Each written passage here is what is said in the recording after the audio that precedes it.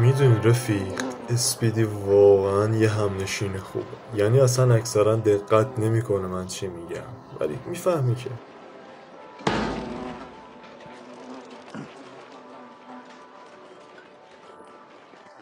توضیحش بدم. یه لحظه تو چشاش نگاه کردم و عاشقش شدم.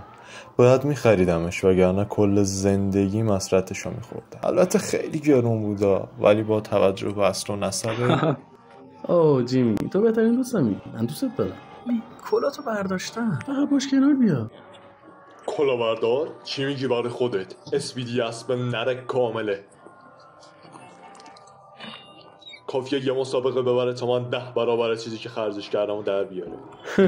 اگه تا موقع زنده بمونه. همین الانم داره میمیره.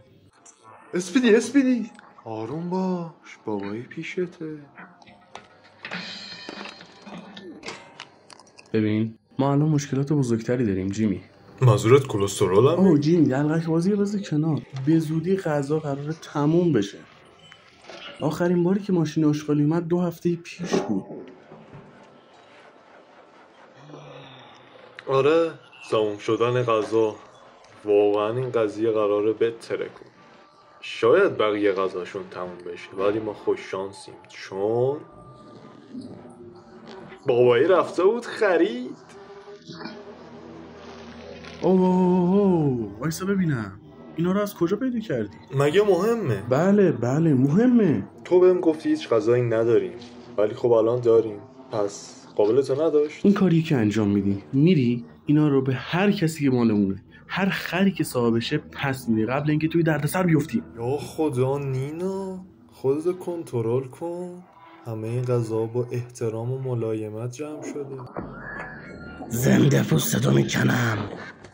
ماشین سالمه؟